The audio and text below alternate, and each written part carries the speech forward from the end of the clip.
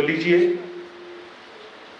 चैतन्य socio cultural society द्वारा प्रस्तुत नृत्य नाटिका शाकुंतलम।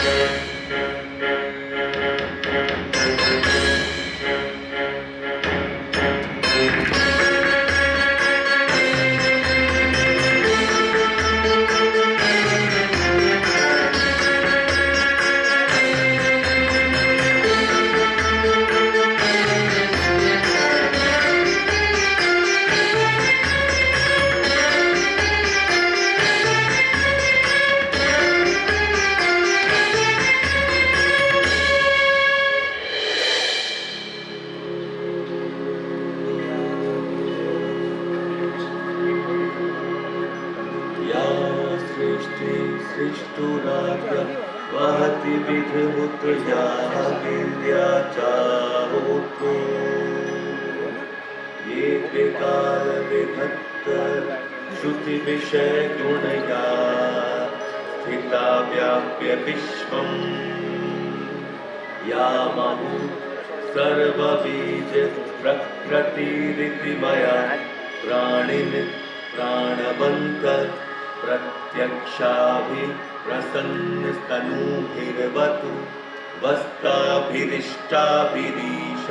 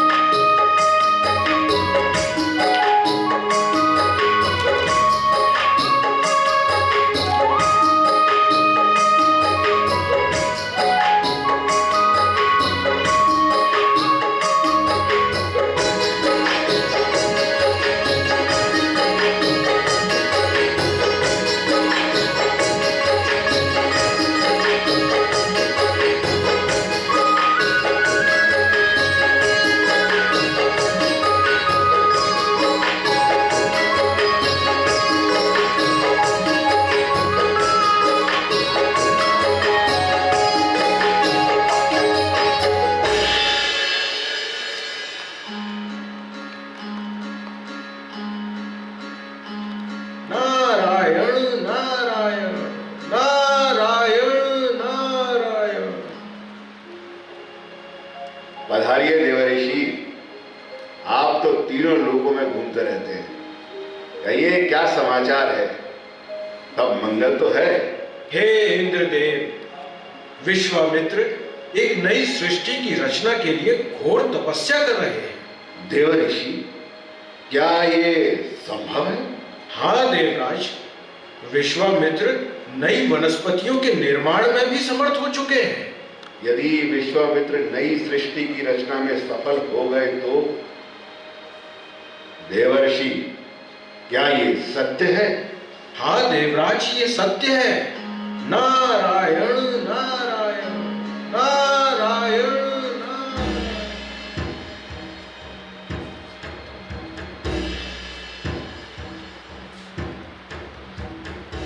मेनका, तुम पृथ्वी पर जाओ और विश्वामित्र को तपस्या से विमुख करो। जो आज्ञा देव।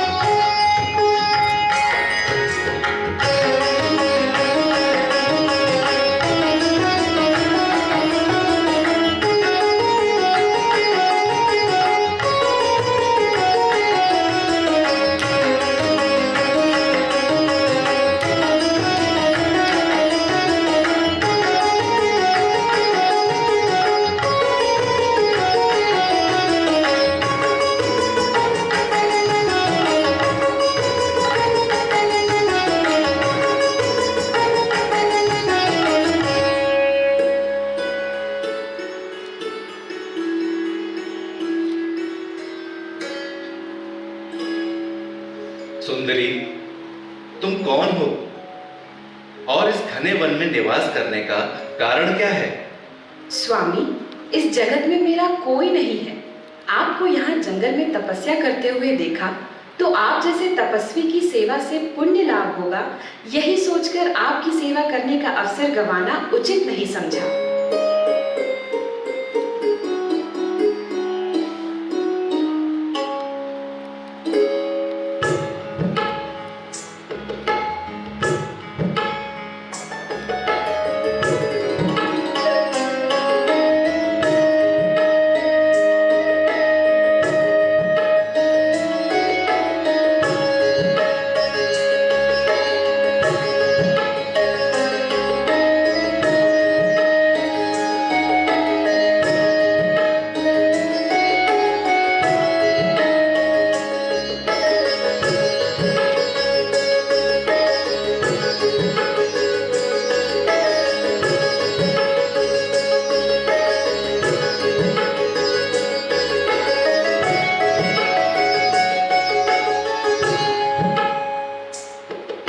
यदि तुम स्वीकार करो तो मैं तुमसे विवाह करना चाहता हूं।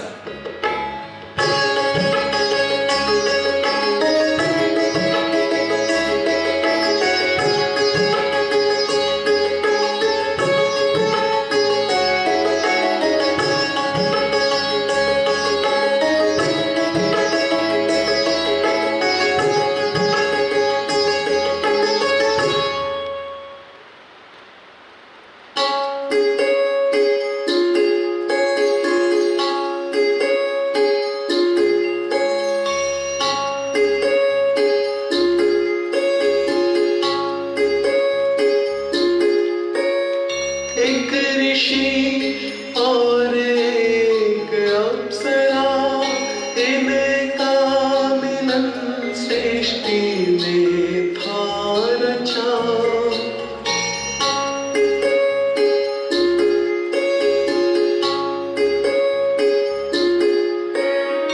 एक ऋषि और एक अप्सरा, इनका मिलन सृष्टि था रचा। दोनों संजोग से मेनका की खुद भरी सुंदर कन्या। रत्न से देख बच्चे का मुख कमल, ऋषि के नयन हुए सजल। पुत्री प्रेम में हुए मगन। एक एक बेटे का चार, विधि काज और पिटार और मिटार। अप्सरा को वापस जाना, नदी से जल लाना बना बहाना, बना बहाना।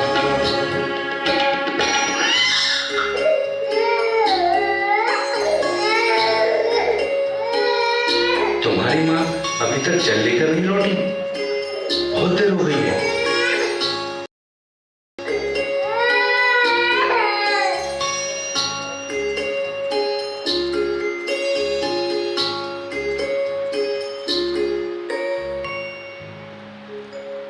जब मेनका बहुत देर तक नहीं लौटी, तब ऋषि ध्यान लगाकर देखते हैं और उन्हें इंद्र के छल का पता चल जाता है। तत्काल उनका अपनी पुत्री से मोह भंग हो जाता है और वो उसे मालिनी नदी के तट पर ऋषि कण्व के आश्रम के पास छोड़कर घोर तपस्या करने के लिए प्रस्थान कर जाती है।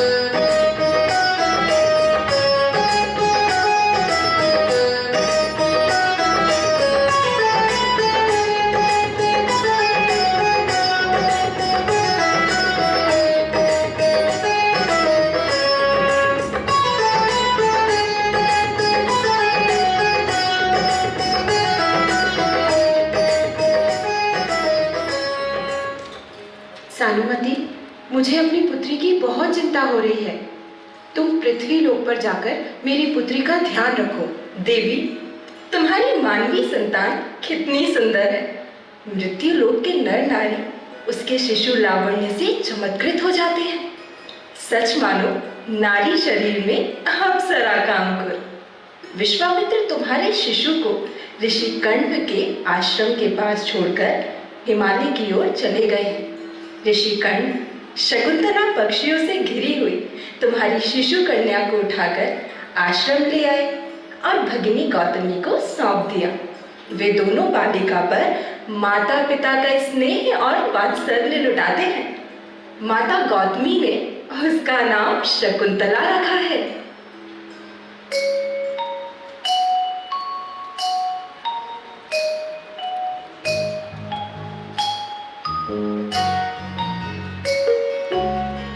खिलकारी से खिलता उपवन, देख शकुन को सब हर्षाए।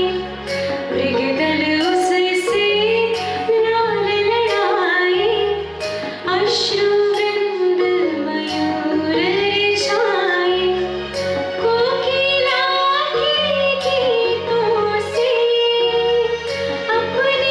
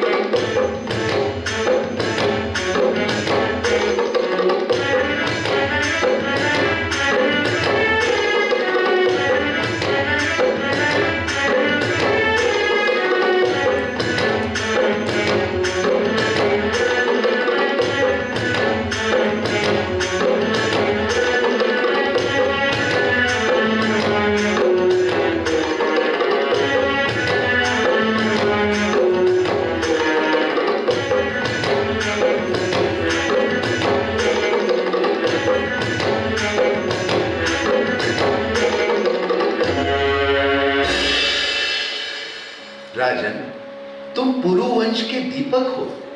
ये हिरण हमारे आश्रम का है, तुम इसे नहीं मार सकते। ये तीखे बाण पीड़ितों की रक्षा के लिए उठना चाहिए। इस मासूम हिरण की हत्या तुम्हारे जैसे चक्रवर्ती को शोभा नहीं देती। राजन, तुमको गुणवान चक्रवर्ती पुत्र प्राप्त हो।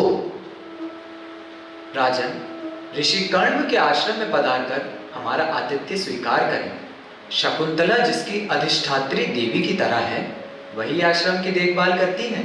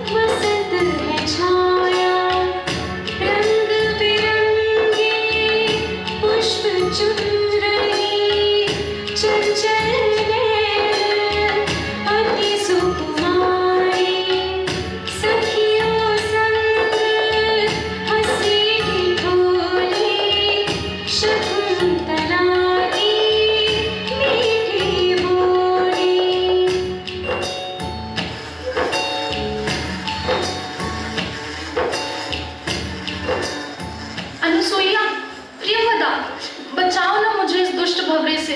ये तो मेरा पीछा ही नहीं छोड़ता। हम कौन है तुझे बचाने वाली? पुकारना है तो राजा दुष्यंत को पुकार, जो इस तपोवन के रक्षक है। ये दुष्ट तो हटने का नाम ही नहीं लेता। तेरे सुंदर चेहरे को फूल समझ के ये भंवरा उसके आसपास गुंजार कर रहा है। मैं ही दूसरी ओर चली जाती। हाय, ये तो इधर भी मेरे पीछे पीछे चला आ रहा है। तुम लोग बचाओ ना मुझे। दोष नहीं प्रहर का, तेरा मन क्यों खींचा है? तेरे मुख को पुष्प समझकर तुझ पर ही खींचा है। सो अब सर को बिना दबाए दुष्यंत ओट से बाहर आए। भंवरे से शकुन को बचाया और अपना हृदय गवाया, हृदय गवाया, हृदय गवाया।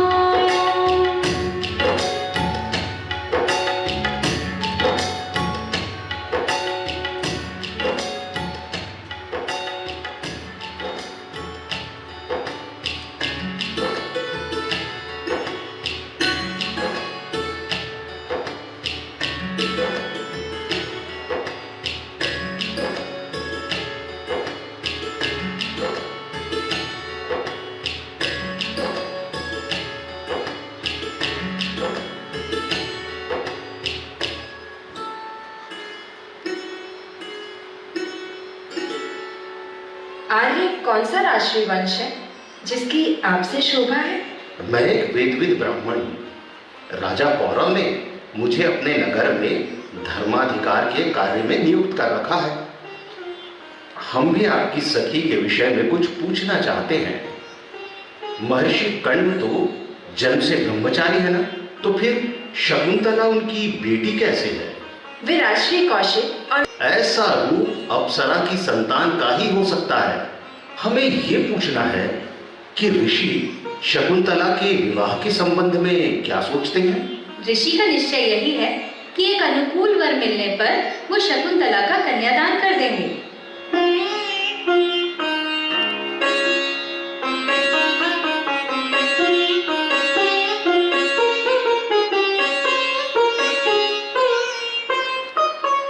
संदेह दूर हो गया। मैं शकुंतला को पाने का उपक्रम कर सकता हूं।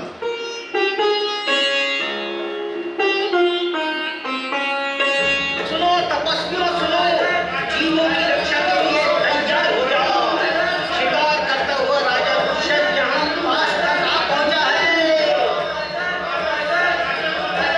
आप लोग सहज भाव से जाएं। इधर मैं ध्यान रखूंगा कि आश्रम को किसी प्रकार की हानि न पहुंचे।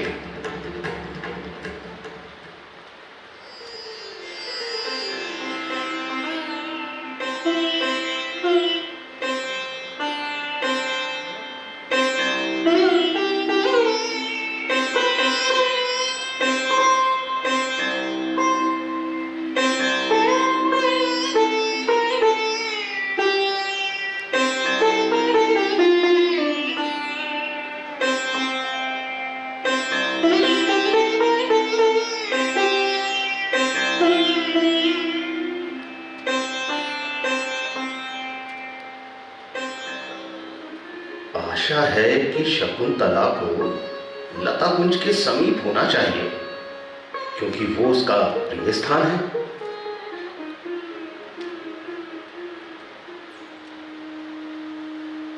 राज ऋषि को पहली बार देखने के बाद से ही शकुंतला व्यथित है। मुझे भी ऐसा ही लगता है। लगता है तू शरीर में बहुत ताप महसूस कर रही है। हाँ, पर तू और क्या पूछना चाहती है? अपने मन की बात बताना तो चाहती हूँ, पर कहने में सकुचा रही हूँ। हम तेरी पीड़ा देखकर ही आग्रह कर रही हैं। कहने से मन का दुख कम होता है। सखियों, तुमसे नहीं कहूंगी तो किससे कहूंगी? पर मेरी व्यथा सुनकर तुम लोग दुखी हो जाओगी, इसी कारण नहीं कहती। जब से राजर्षि को देखा है, तभी से उसे पाने की आकांक्षा से मेरी ये अवस्था हो रही है। उसको पाने का कोई उपाय या सुझाव दो।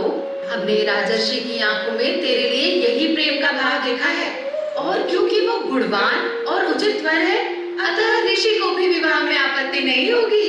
सोचती हूँ, पर फिर मन कांपता है, कहीं वो मेरा तिरस्कार कर दे तो।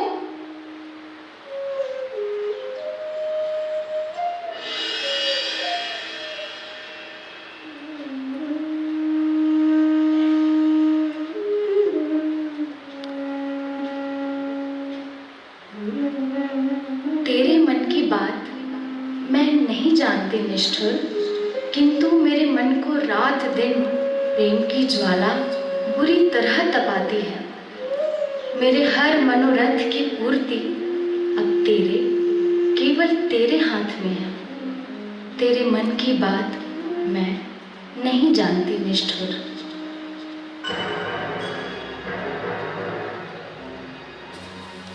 यही अवसर है इसके सामने आने का। इनका स्वास्थ्य कैसा है?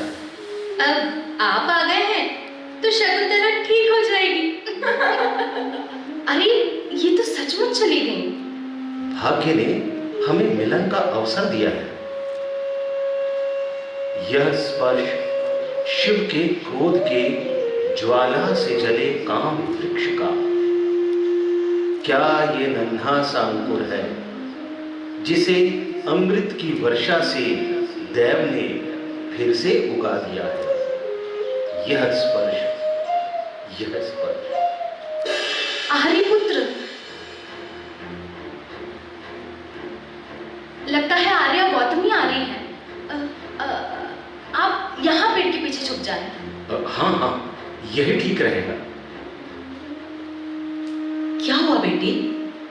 सुना है तुम अस्वस्थ हो। मैं ये जल लाई हूं, जिससे देवताओं का तुझ पर आशीर्वाद रहे। दिन ढल रहा है, चलो कुटी में लौट चले।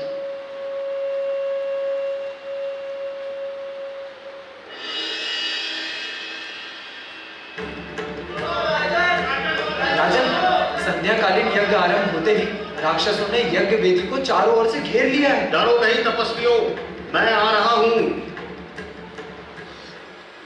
दुष्यंत के आने के पश्चात ऋषि आश्रम पर शत्रु आक्रमण हुए। शत्रुओं को दुष्यंत के पराक्रम के चलते पराजय का सामना करना पड़ा। जब जब आश्रम पर संकट के बादल छाए, दुष्यंत ने अपने पराक्रम के जौहर दिखाए। समस्त आश्रमवासी, स्वयं ऋषि कण्व एवं शकुंतला सभी प्रसन्न हुए। शनै शनै दुष्यंत और शकुंतला का परिचय प्रेम में परिवर्तित हुआ। परिणामतः पारस्परिक सहमति से दोनों ने गंधर्व विवाह करने का निश्चय किया।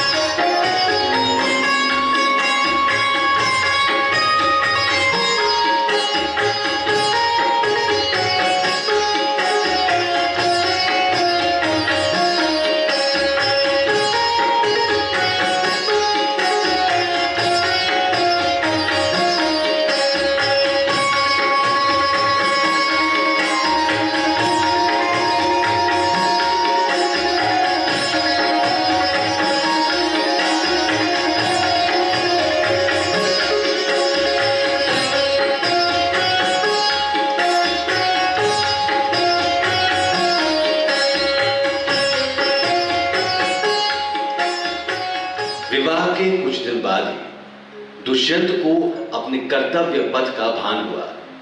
भारी मन से ही सही, परंतु वो अपने नगर लौटना चाहते थे और इधर शकुंतला का हृदय विरह की बात सुनकर ही कांप गया। तब दुष्यंत ने शकुंतला को अपनी मुद्रिका देते हुए कहा कि वो शीघ्र ही उन्हें लेने आएंगे। कर्तव्य भी थे निभाना, मगर राजा को था जाना नगर। दी निशानी मुद्रिका पर शकुंतला को था ये डर।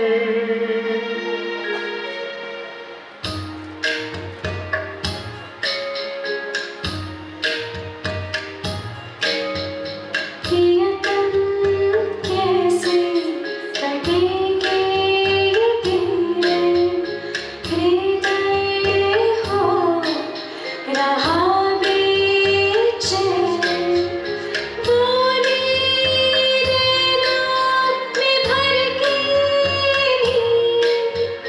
समझो मेरे मन की आया भूल तो न जाओगे अब आपको अपने नगर बनाओगे अपनी प्यारी पत्नी को कैसे मैं बिसराऊंगा।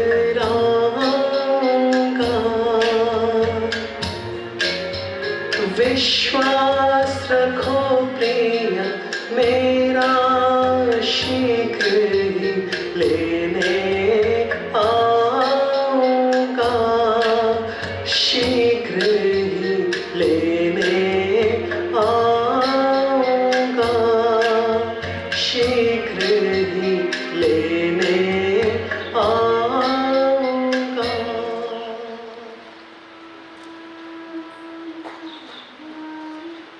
गुमनाम हुआ इस तन से मन, बस ढूंढ रहा तुझको प्रियतम। चक्षु राह निहारे आ जाओ, निर्मोही बन गए क्यों प्रियतम। क्या प्रीत छलावा था तेरा, या मुझ में ही कुछ दोष रहा, क्यों शकुंतला को त्याग दिया। ये यौवन काल हुआ प्रियतम, क्यों भूल गए हे नाथ मेरे वचनों को अपने आप मेरे, या मधुकर बनकर छला मुझे। मैं आ गया, कोई है? सुन प्रीत गुथे मन भाव मेरे, हे राजेश्वर हे जननायक, संताप शकु का सुन लो अब। सुनो, मैं यहाँ हूँ। तुम आकर मुझको ले जाओ, तन बेकल है मन है चंचल। मैं तपस्वी हूँ और तू मेरा अनादर कर रही है। किसके ध्यान में डूबी है तू? जिस तरह याद दिलाने पर भी तू मुझे देख नहीं पा रही, उसी तरह जिसके ध्यान में तू खोई है वो तुझे भूल जाएगा। हे ईश्वर, लगता है शकुंतला से किसी आदरणीय व्यक्ति के प्रति अपराध हो गया है। अरे ये तो महर्षि दुर्वासा है, ये तो क्रोध में है और शकुंतला को शाप देकर लौटे जा रहे हैं। तू जा, पैर पकड़, क्षमा मांगकर उन्हें वापस ले आ। तब तक मैं उनके आतिथ्य की व्यवस्था करती हूँ। महर्षि, वो जैसे महर्षि कण्व की पुत्री है वैसे ही आपकी है। वो तप की शक्ति नहीं जानती। ऐसी दशा में अब उसके पहले अपराध को तो क्षमा कर ही दीजिए। मेरा वचन विपरीत नहीं हो सकता, परंतु यदि स्मृति के रूप में दी गई कोई निशानी ये अपने पति को दिखा देगी तो इसके सर से श्राप का असर समाप्त हो जाएगा।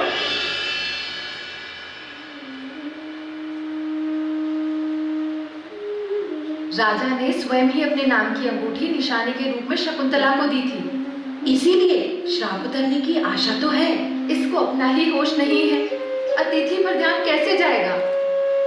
हम श्राप की बात किसी को नहीं बताएंगे। शकुंतला का हृदय कोमल है, उसे बहुत दुख होगा।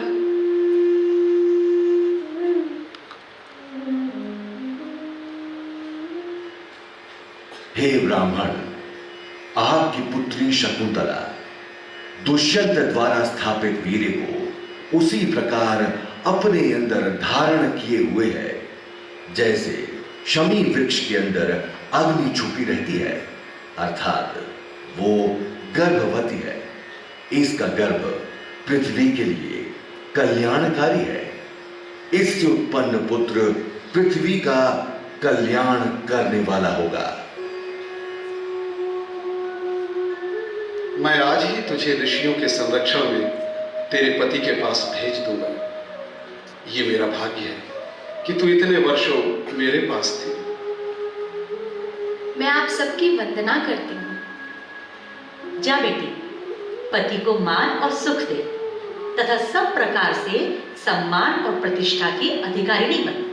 हम तेरा मंगल प्रसादन करेंगे। आश्रम के सभी पेड़ पौधों और वन देवताओं ने ये दिव्य आभूषण शकुंतला को प्रदान किए हैं। ये सोचकर ही मन विकल हो रहा है कि आज तू चली जाएगी। बेटी, तुझे पति से वही मान मिले जो ययाति से शर्मिष्ठा को मिला।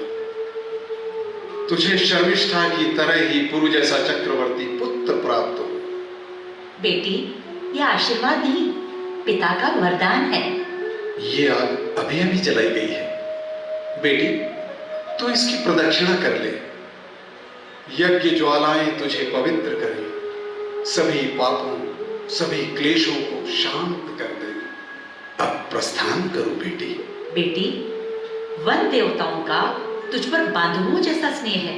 इन्होंने तुझे जाने की अनुमति दे दी है। इन्हें प्रणाम करो।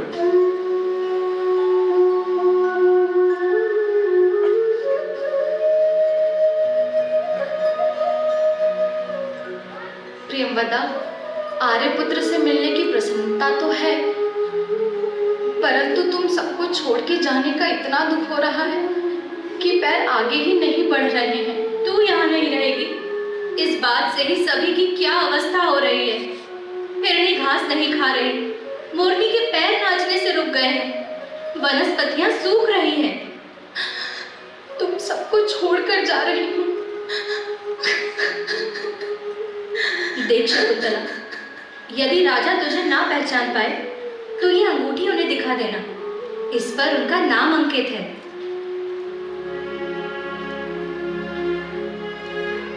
जब चली शकुंतला पिता के घर से, हृदय धड़कता था खुशी से।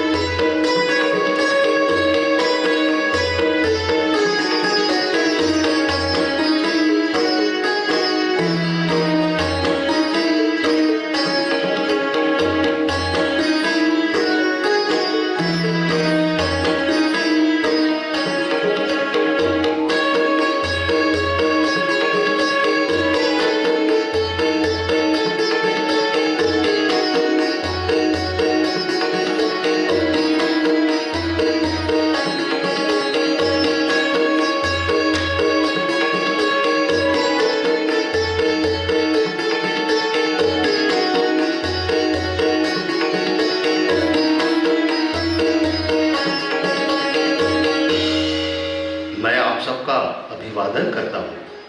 वहां तपस्या में कोई बाधा तो नहीं है? तुम्हारी विजय हो राजा। तुम सदाचार के रक्षक हो तो फिर धर्म कार्यों में बाधा कैसे पड़ सकती है? आचार्य कर्ण सकुशल तो हैं? क्या आदेश दिया है उन्होंने? उन्होंने कहा है कि आपने हमारी बेटी से पारस्परिक सहमति से विवाह किया, इसके लिए हमने स्नेहपूर्वक अपनी अनुमति दे दी है, क्योंकि अब ये एक जीव को जन्म देने जा रही है।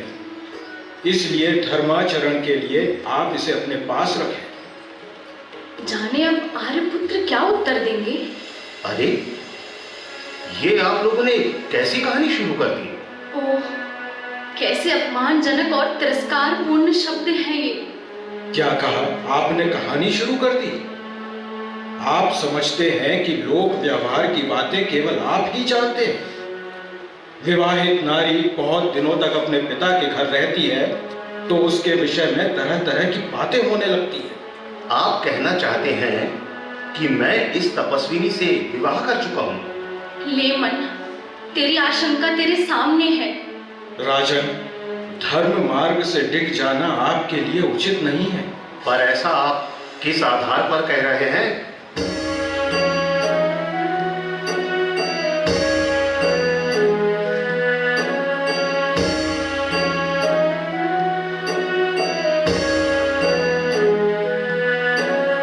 भूल गया था दुष्यंत बीती घड़ियों को, शकुंतल से रिश्ते का क्या सार था।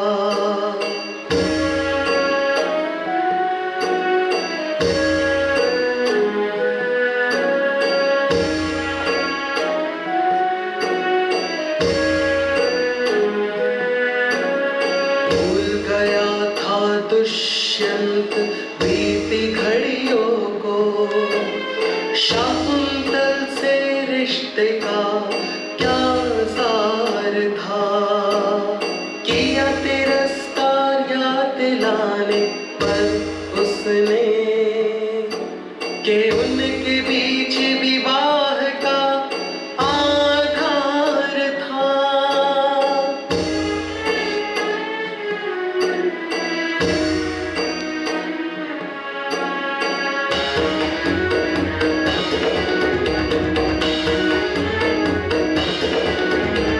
तब गौतमी ने कहा, शकुन हटा घूंघट।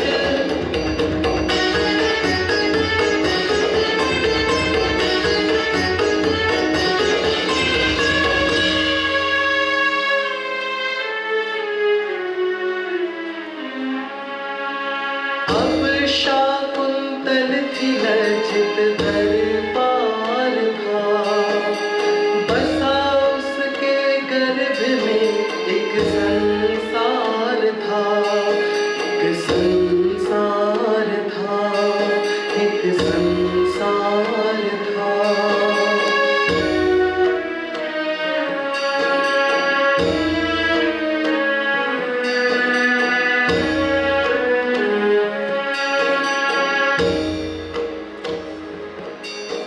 मुझे याद नहीं कि मैंने इससे विवाह किया है या नहीं। यदि मैं बिना याद के इसे अपना लूं तो ये मर्यादा के विरुद्ध है। हे ईश्वर, इन्हें विवाह में भी संदेह है। अब तो मन की आशा पूरी तरह टूट गई। आश्रम में कैसा प्रेम दिखा रहे थे और आज ये ऐसी बातें कर रहे हैं। ऐसे में याद दिलाने से भी क्या होगा, पर अपने ऊपर से ये कलंक तो मुझे मिटाना ही होगा, इसीलिए कुछ कहती हूँ। पौरव, आश्रम में आपने शपथ लेकर मुझे आश्वासन दिया था और आज इस तरह रूखे शब्दों में मुझे अपमानित कर रहे हैं। इस तरह तिरस्कार करना क्या आपको शोभा देता है? ऐसी बातें सुनना भी पाप है। तुम चाहती हो कि इन बातों से मेरे कुल को कलंकित करूं? मैं आपको एक स्मृति चिन्ह दिखाकर आपकी आशंका दूर कर देती हूँ। बहुत संगत बात है ये।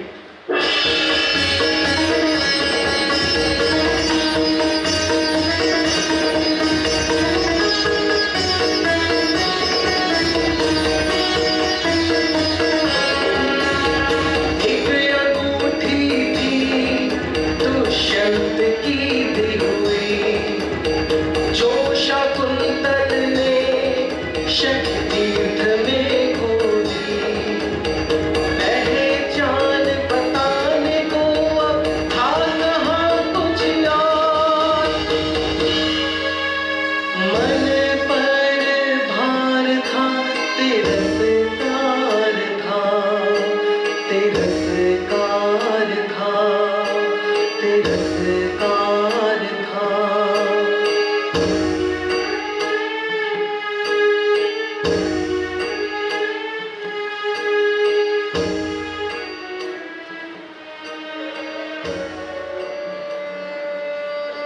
ओह, अंगूठी कहाँ गिर गई?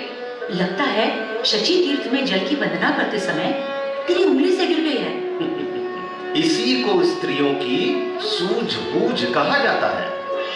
भाग्य प्रबल है, मैं आपको और याद दिलाती हूँ। ऐसी मीठी और झूठी बातें किसी चरित्रहीन व्यक्ति को ही अपनी ओर खींच सकती हैं।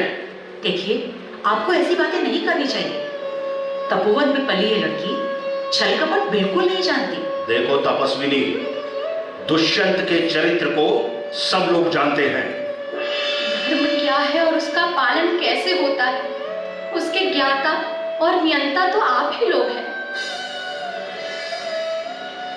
राजन, हमने गुरु के आदेश का पालन कर दिया है, अब लौट कर जा रहे हैं।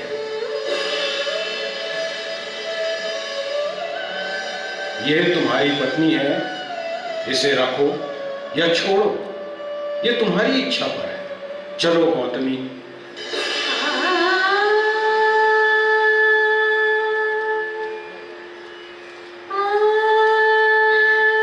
धूर्त ने मुझे धोखा दिया और अब तुम लोग भी मुझे त्याग रहे हो।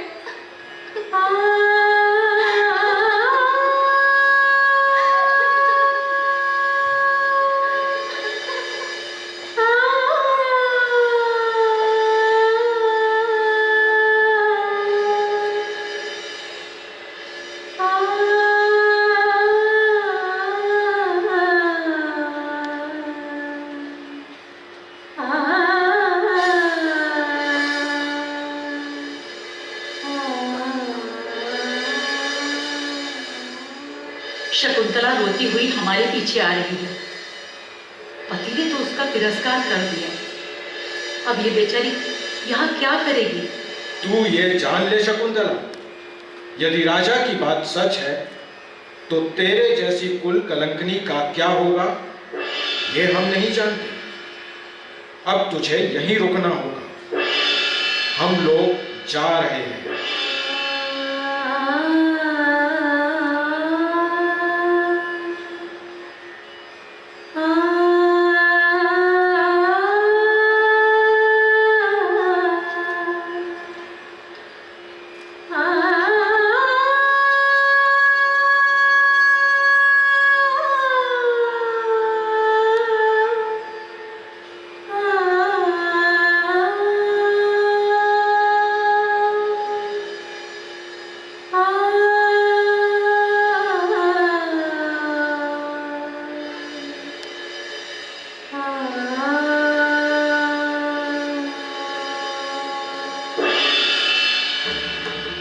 मेनका शकुंतला पति से प्रवंचना और निरादर पाने के कारण साय व्यथा और निराशा में शची तीर्थ में आत्महत्या का विचार कर रही है। तू तुरंत शची तीर्थ जा। नारी को प्रसव काल में सहायता की आवश्यकता होती है। तू जाकर मेरी पुत्री को हिमालय के मात्र सत्तात्मक प्रदेश में ले जा। प्रजापति कश्यप उसे अपने आश्रम में आश्रय दे सकेंगे।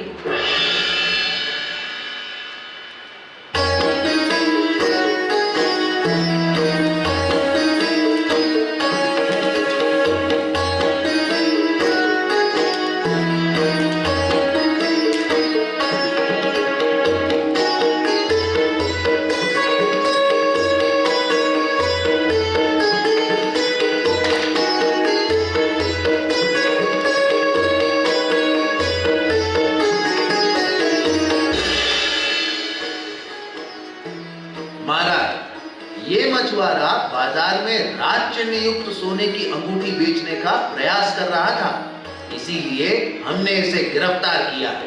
तुम कौन हो और ये अंगूठी तुमको कहां से मिली? महाराज, मैं एक साधारण मछुआरा हूँ।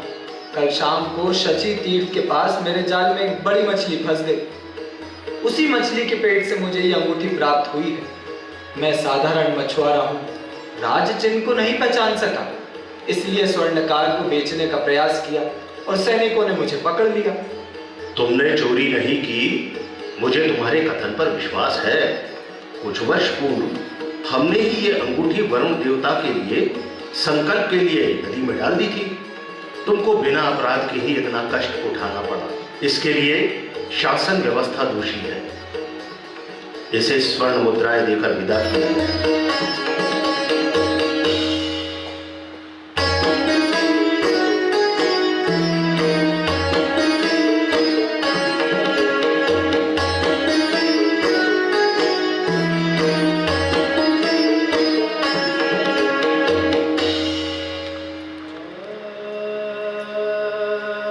शकुंतला से मिलने की सारी घटना मुझे याद आ गई है। मैंने उसका बहुत अपमान किया।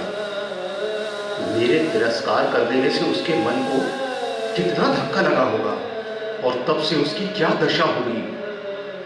इतना ही नहीं, उस बेचारी को तपस्वियों ने भी त्याग दिया। अपने वचन का पालन नहीं किया मैंने। शकुंतला, मैंने अकारण ही तुम्हारा परित्याग किया, इसलिए हृदय पश्चाताप से जल रहा है।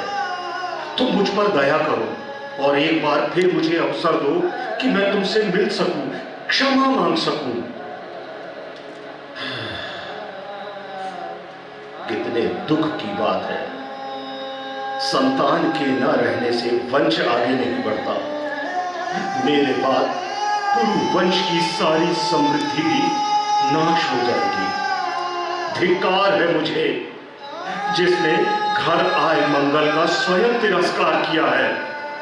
मेरे बाद कौन इस कुल में रीति से पितरों को पिंडदान करेगा? मुझ तक आकर कौरव वंश की संतति परंपरा अब अदृश्य होने को है, अब अदृश्य होने को है।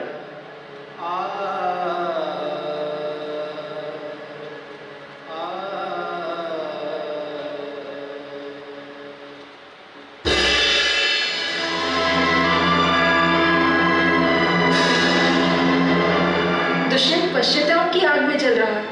उसे शकुंतला का तिरस्कार करने की आत्मग्लानि हो रही है। मुझे दुष्यंत से तनिक भी सहानुभूति नहीं है। दुष्यंत को पत्नी के प्रति अन्याय का पश्चाताप नहीं है, बल्कि इस बात का पश्चाताप है कि उसका कोई उत्तराधिकारी नहीं है। राजा के साथ जो हो रहा है वो उसके कर्मों का ही परिणाम है।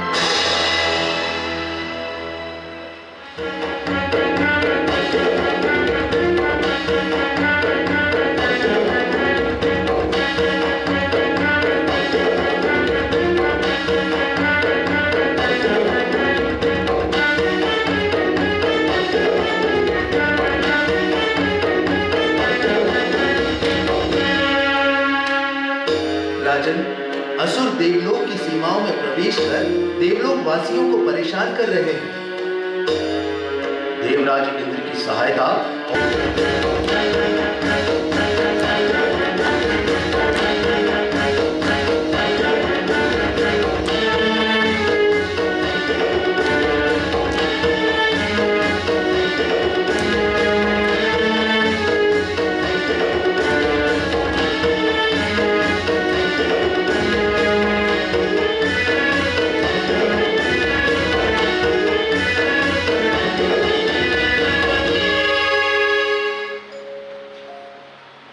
देवलोक से हस्तिनापुर लौटते समय दुष्यंत को पता चलता है कि प्रजापति कश्यप का आश्रम मार्ग में ही पड़ता है, तो वो उनके दर्शन तथा आशीर्वाद प्राप्त करने की इच्छा से अकेले ही आश्रम की ओर जाते हैं।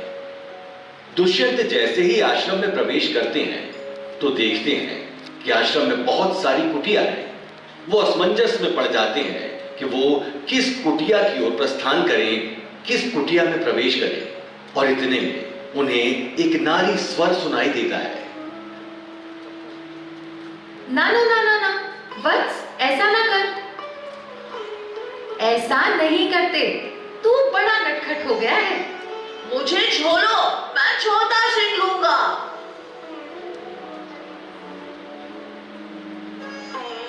जमाई ले शावक, मुझे तेरे दांत गिनने हैं। तू इस शावक को छोड़ दे, नहीं तो इसकी माँ तुझे काट लेगी।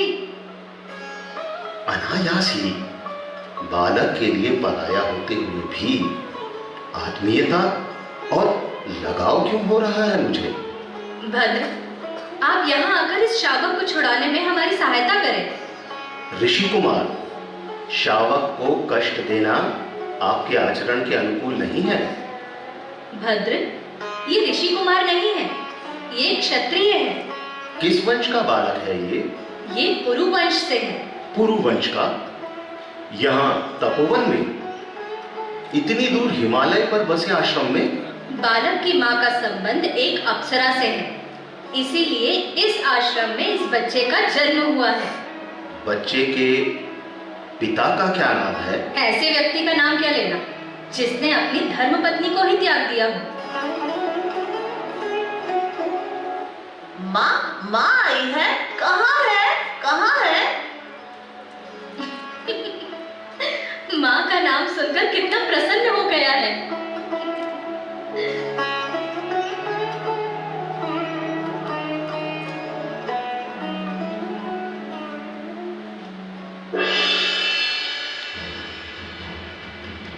अरे, इसका रक्षाबंधन कहाँ गया? सिंह शावक के साथ खींचतान में ये इसके हाथ से गिर गया है। अरे नहीं नहीं, ठहरिए, इसे हाथ मत लगाइए। अरे, आपने तो इसे उठा ही लिया। पर आप इसे उठाने से रोक क्यों रही थी? बात यह है कि ये वलय बालक की नाल छेद संस्कार के समय भगवान मारीच ने स्वयं अपने हाथों से बांधा था।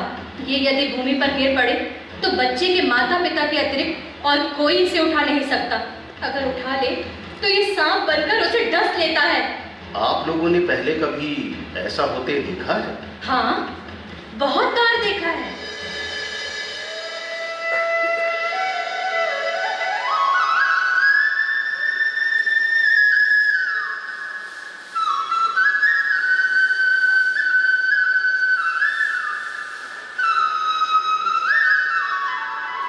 माँ, ये कौन है जो बेटा कहकर प्रेम से मेरा आलिंगन कर रहे हैं?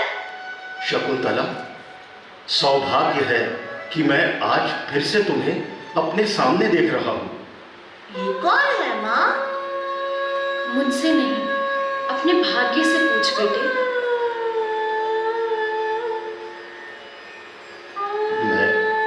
मैं अपने दुर्व्यवहार और तिरस्कार के लिए क्षमा मांगता हूँ। आर्यपुत्र, बहुत कठिनाई से मैंने अपने मन को संभाला है। मैं और अपमान सह न सकूंगी। मैं अपने किए पर बहुत शर्मिंदा हूँ। पश्चाताप की अग्नि से मेरा हृदय जल रहा है। कृपया मुझे क्षमा कर दो। उठ जाए आर्यपुत्र, ये सब भाग्य का लिखा था जो हमारे सुख में बाधा बन गया। आर्यपुत्र, ये वही अंगूठी है ना? हाँ, ये वही अंगूठी है। ये मेरा दुर्भाग्य था जब मैंने इससे आपको विश्वास दिलाना चाहा और ये न जाने कहाँ दृश्य हो गई थी। चलो, हम दोनों मिलकर महर्षि के दर्शन करते हैं।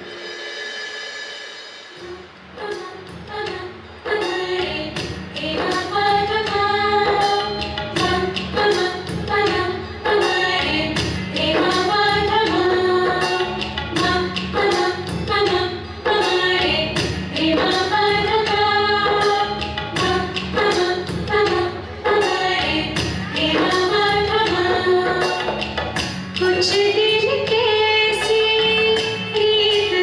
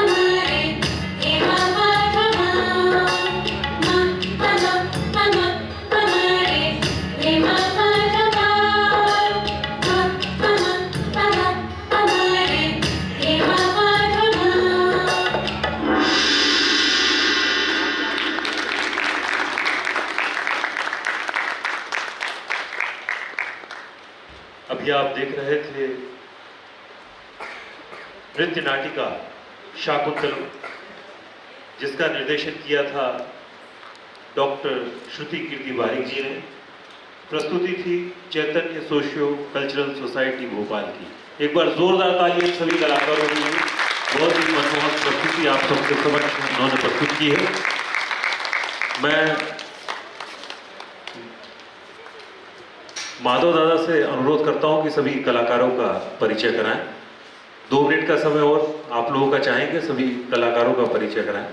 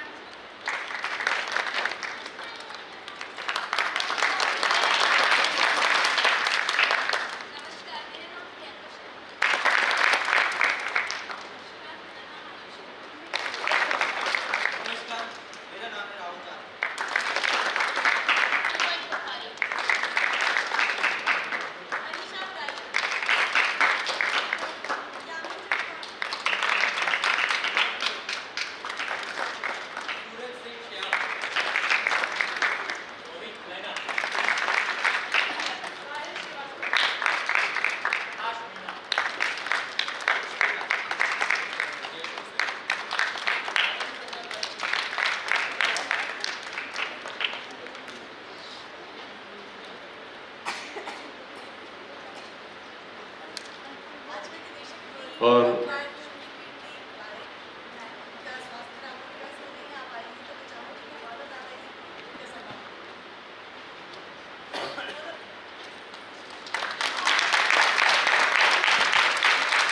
मंच पर जो कलाकार थे, पटकथा आलेख, गीत अनु अग्निहोत्री, पटकथा सलाहकार स्वर्गीय राजीव रोशन सक्सेना, वेशभूषा डॉक्टर श्रुति कीर्ति बारिक, मंच व्यवस्थापक प्रकाश सोनू साहा, शानू चौकीदार, साहिल श्रीवास्तव, आयुष, रूप सज्जा अभिषेक गावंडे, प्रकाश ठाकुर, संगीत निर्देशन ध्वनि संचालन मॉरिस लॉजरस, प्रकाश परिकल्पना संचालन दयानिधि मोहंता, कोरियोग्राफी एवं निर्देशन चंद्र माधव बारिक।